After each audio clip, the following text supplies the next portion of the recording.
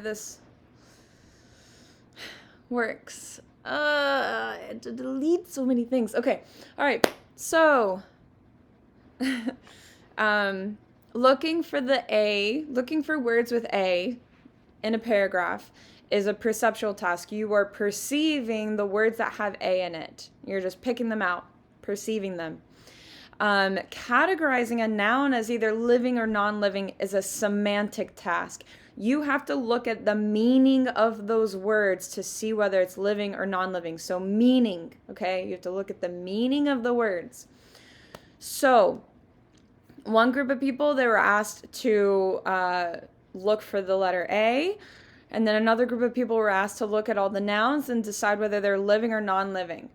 And then they were asked after that, how many words from the list can you remember? Well, the people who were only looking for the letter A remembered a lot less words than the people who had to look at the nouns and ask if the nouns were living or non-living. So, study, right? I'm living or non-living? Non-living. Brain, living or non-living? Living. Okay, but if I'm looking for A, I'm like, okay, brain scans, participants, but maybe I'm not saying the word in my mind. I don't know. But giving the word meaning allowed them to remember it better and remember it more. And we found that when you, the prefrontal cortex is in charge of that encoding process. So encoding, so if we go down to here, according to the brain scans, there was much more activation in the left inferior prefrontal cortex in the semantic task. Okay, when we gave the word meaning, the semantic task, we're assessing the meaning of the word, showing that encoding, giving a memory meaning or giving an experience meaning, and retrieval, remembering it, recalling it, retrieving it out of my memory into my thoughts, right? Recalling the memory at a later time are found in the prefrontal cortex. So, and when you think about when you study, you remember things better if you can give it an association, if you could tie it to something else, if you can give it some kind of meaning, you remember those facts or those figures or statistics better. And that is where your prefrontal cortex is in charge. It's like creating a system, right? So prefrontal cortex has to do with planning, complex thinking. You're creating a system. So when you are looking at words and you're giving it meaning and you're putting it into a system of either living or non-living, right? That is allowing you to remember better and access those memories at a later time. All right, so that's the prefrontal cortex. We have all of these things that are involved in memory. Now, we also have, obviously, neurotransmitters are involved. You guys remember doing the neurotransmitter assignment. We learned that certain ones are more involved with memory. We have epinephrine, that's like adrenaline, dopamine, serotonin, glutamate, acetylcholine. All of these are involved in memory. And if you think about it, remember epinephrine, when your amygdala is going off, that fear response, what also is going off? Adrenaline, right? So you have your amygdala and you have your adrenaline, and it's going off and it's creating that memory for you to survive. But we don't know, we're still learning exactly how each neurotransmitter, the role that it plays in memory. We just know that they're involved somehow, but we don't know very well, very specifically. But we do know that communication between two neurons, okay, and the neurotransmitters that are sent off from one neuron to the next is very important for creating new memories. And you guys know this, repeated activity by neurons leads to increased neurotransmitters in the synapses and then more efficient, more synaptic connections. You know this. It's just like muscle memory. If you remember something more than once, you are sending a neurotransmitter to another neuron, and you're slowly bridging that gap between the two neurons, and then they grow towards each other, and then the road between them is stronger, and then the neurons can just flow freely from one to the next. Okay? And that happens through repetition, right? So if you're learning how to play the guitar, you learn it one time, those connections aren't that strong yet. Maybe your neurons are a little separated. Every single day you play, they get stronger and stronger and stronger and stronger. And then they're connected, they have a strong synaptic connection, and then the neurons can just flow freely from one to the next. And then you have an easily accessible memory. I'm trying to remember a piano song that I learned 15 years ago, and every single time I sit down, I've done this for 3 days. Every single time I sit down, I remember something more, another new like stanza or line, whatever, from the piano song, and it's like I'm reaccessing those old old neurons, those old synaptic connections that I haven't accessed in such a long time, but they're still there. They're just not very strong because I haven't walked that road in a very long time. But then each new day, it's like it's bridging that gap again, and I'm remembering more and more. This repeated activity is also goes back to our memory consolidation, turning short-term memories into long-term. So obviously the song from 15 years ago that I'm trying to remember is a long-term memory. And I'm able to access it because it was because I had played that song for so many times before that it got put into long-term memories. All right. Then we have arousal theory and flashbulb memories. So this has to do with our amygdala. What I said before, arousal theory is that it's believed that strong emotions trigger the formations of strong memories, and weaker emotional experience form weaker memories.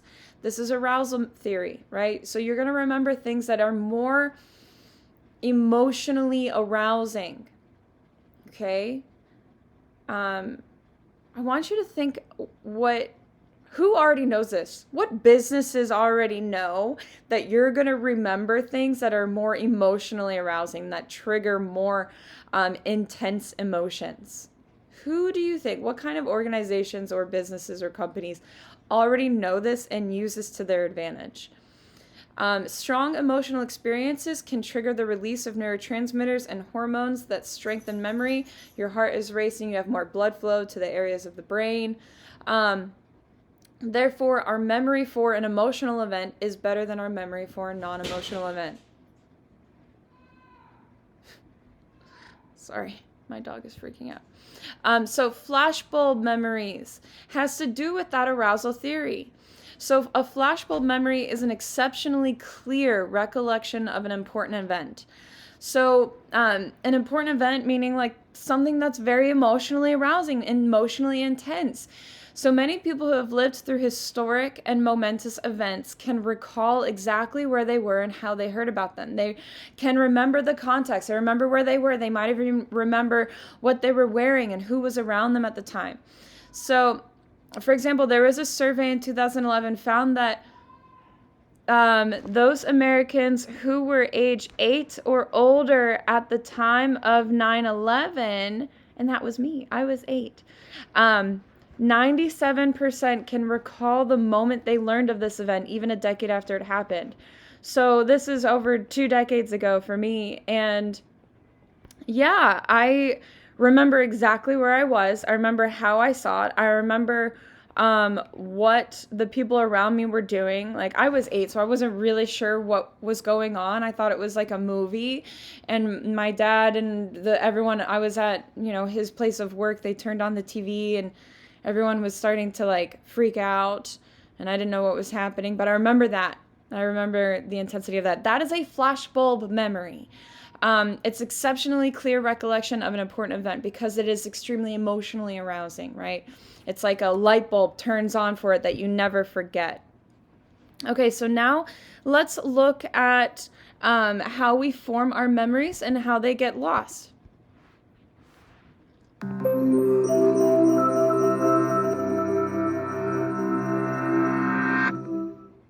back to a really vivid memory. Got it? Okay, now try to remember what you had for lunch 3 weeks ago. That second memory probably isn't as strong. But why not? Why do we remember some things and not others? And why do memories eventually fade? Let's look at how memories form in the first place. When you experience something, like dialing a phone number, the experience is converted into a pulse of electrical energy that zips along a network of neurons. Information first lands in short-term memory, where it's available from anywhere from a few seconds to a couple of minutes. It's then transferred to long-term memory through areas such as the hippocampus, and finally to several storage regions across the brain. Neurons throughout the brain communicate at dedicated sites called synapses using specialized neurotransmitters. If two neurons communicate repeatedly, a remarkable thing happens. The efficiency of communication between them increases. This process, called long-term potentiation, is considered to be a mechanism by which memories are stored long-term.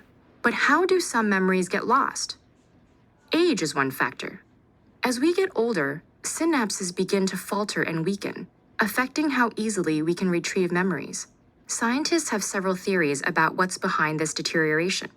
From actual brain shrinkage, the hippocampus loses 5% of its neurons every decade, for a total loss of 20% by the time you're 80 years old, to the drop in the production of neurotransmitters like acetylcholine, which is vital to learning and memory.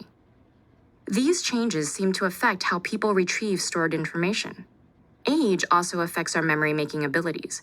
Memories are encoded most strongly when we're paying attention, when we're deeply engaged, and when information is meaningful to us. Mental and physical health problems, which tend to increase as we age, interfere with our ability to pay attention and thus act as memory thieves. Another leading cause of memory problems is chronic stress. When we're constantly Note that your memory is a lot sharper when you are fully focused on something. So think about how many things in our day-to-day lives are distracting to us. Think about what is the most distracting thing? Your phone, especially. Oh my God, you guys, if you still have notifications on for Instagram and TikTok, what are you doing? Okay, but when you are constantly distracted, you're not going to be able to encode memories as well. So if you're struggling with remembering something or studying, put your phone away, put distractions away. You have to give yourself some time to just focus. And focus is also a skill, okay? It's not like some people are just born being able to focus better than others. It is a learned skill. And when you first put your phone away and you feel like, you have this tendency to keep checking it or whatever, you have to just keep practicing putting that away. Practice, sorry, I'm getting distracted by my dog right now. Focus is a skill you have to learn. And if you never turn your notifications off, how are you gonna practice focus? overloaded with work and personal responsibilities, our bodies are on hyper alert. This response has evolved from the physiological mechanism designed to make sure we can survive in a crisis. Stress chemicals help mobilize energy and increase alertness. However, with chronic stress, our bodies become flooded with these chemicals, resulting in a loss of brain cells and an inability to form new ones, which affects our ability to retain new information. Depression is another. Okay, stress. What does stress do? It releases a lot of adrenaline, noradrenaline, because it's in your brain. Adrenaline is corrosive, okay? It is like running your car, and adrenaline it's like using up all the oil in your car. Well, you guys are so young. You probably don't have cars. Maybe you don't know about this. But so when you're stressed, it's like getting rid of all the oil. And then your car is running without any oil. without any of the lubricant on the engine, and then